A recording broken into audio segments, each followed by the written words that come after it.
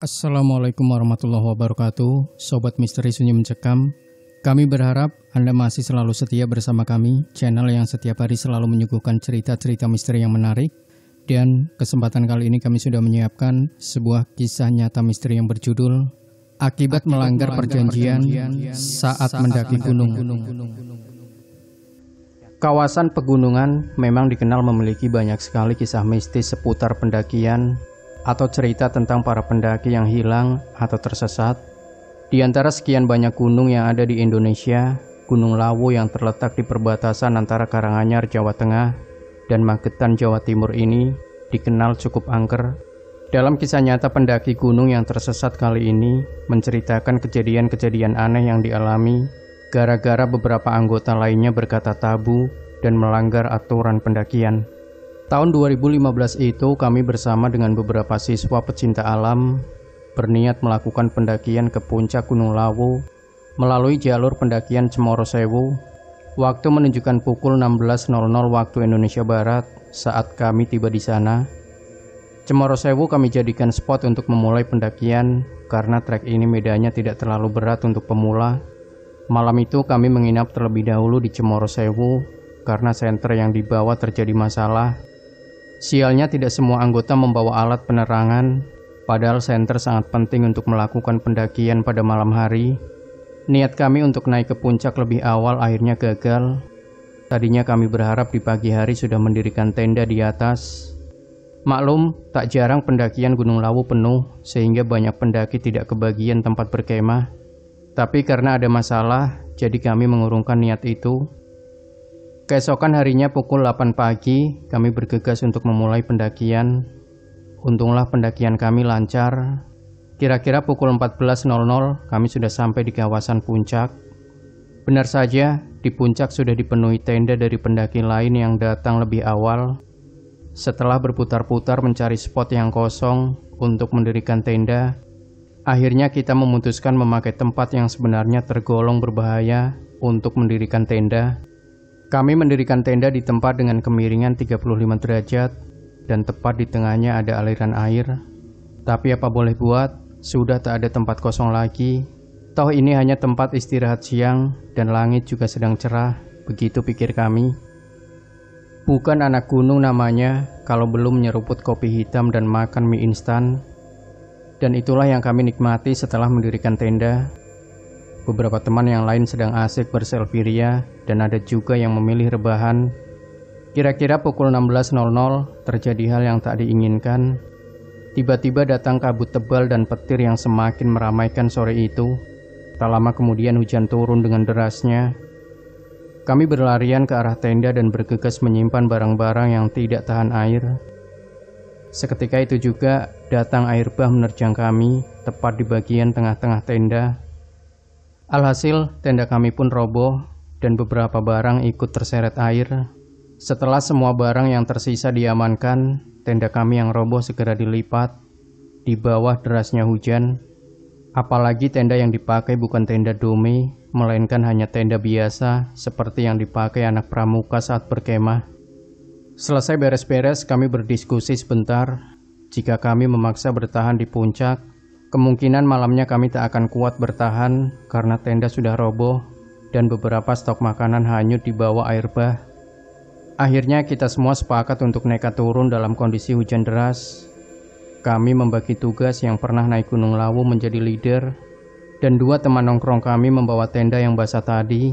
Sebagian lagi bertugas menjadi sweeper. Kami turun dalam keadaan gelap, hujan deras dan kedinginan dengan alat penerangan seadanya. Kami mempercepat langkah karena takut kemalaman di perjalanan. Dari sinilah semua kengerian dimulai. Beberapa kali aku mendengar dua orang pembawa tenda tadi mengeluh dan mengeluarkan kata-kata yang sebenarnya pantang diucapkan saat naik Gunung Lawu. Kebetulan posisiku persis di belakang mereka. Sebenarnya aku merasa kasihan, tapi leader bilang itu sebagai hukuman buat mereka karena persiapan yang seadanya dan berdampak pada semua anggota. Hal aneh pertama yang kami temukan adalah deretan lampu senter yang seolah berbaris dan berliku-liku. Sinarnya terlihat jelas karena hujan sudah mulai mereda. Tapi anehnya, Tak ada satupun yang berpapasan dengan kami saat itu. Kami mencoba tentang dan berpikir positif. Itu mungkin pendaki lain yang belum sampai di sini. Karena kami pun belum bertemu pos 5, tapi lama-kelamaan kami merasa aneh dan khawatir karena jalur yang dilewati sepertinya bukan jalur Cemoro Sewu. Seringkali kami melewati jalan yang tergenang lumpur, layaknya daerah yang belum terjamah manusia. Aku kebetulan membawa senter, dan beberapa kali senter diarahkan ke kanan dan kiri.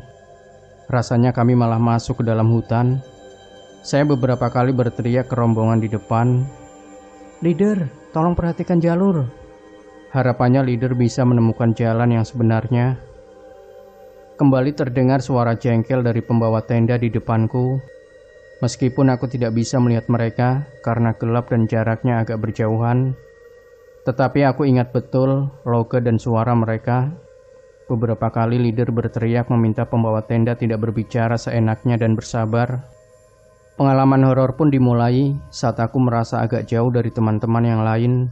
Tiba-tiba aku disalib seorang pemuda dari belakang yang memakai celana jeans pendek dan kaos oblong tanpa alat penerangan sama sekali.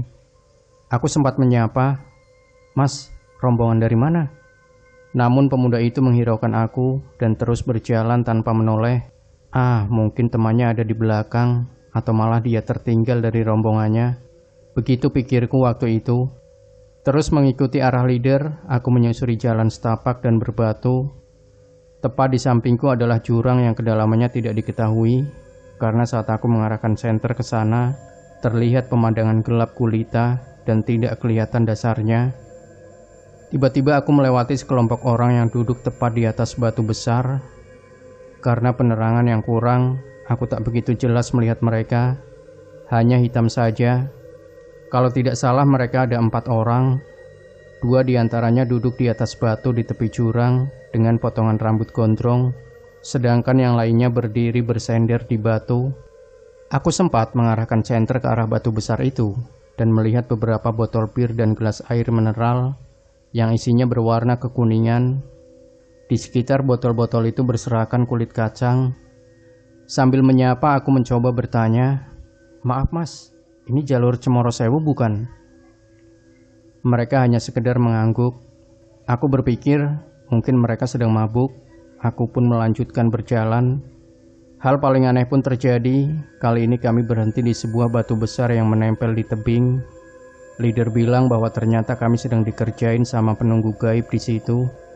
Sebelumnya, leader ternyata telah memberikan tanda berupa coretan pada batu itu, dan dia sudah ketiga kalinya mencoretnya.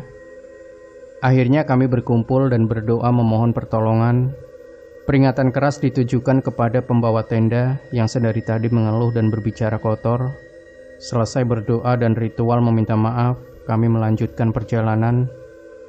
Benar saja, tak lama kemudian kami sampai di pos 5.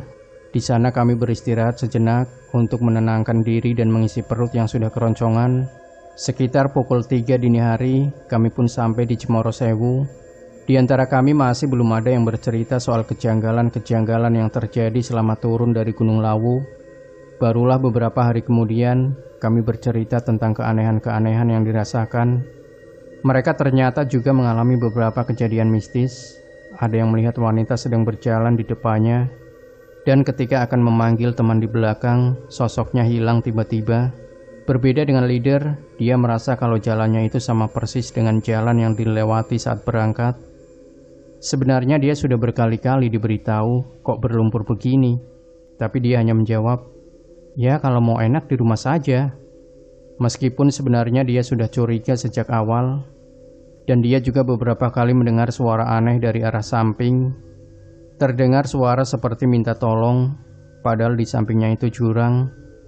Sempat juga terdengar suara hingar-bingar layaknya pasar. Mitosnya, itu adalah pasar setan Gunung Lawu yang tersohor itu. Demikianlah cerita misteri kali ini tentang pengalaman horor pendaki di Gunung Lawu. Sama seperti yang sudah-sudah, alangkah baiknya selama mendaki gunung untuk selalu menjaga pikiran dan perkataan, karena percaya atau tidak, mereka selalu mendengar dan mengamati gerak-gerik Anda. Salam Rahayu. Demikian Sobat Misteri Sunyi Mencekam, jangan lupa berikan komentar Anda, like, share video ini, subscribe channel Sunyi Mencekam, dan kembali nantikan cerita-cerita misteri terbaru dari kami. Wassalamualaikum warahmatullahi wabarakatuh.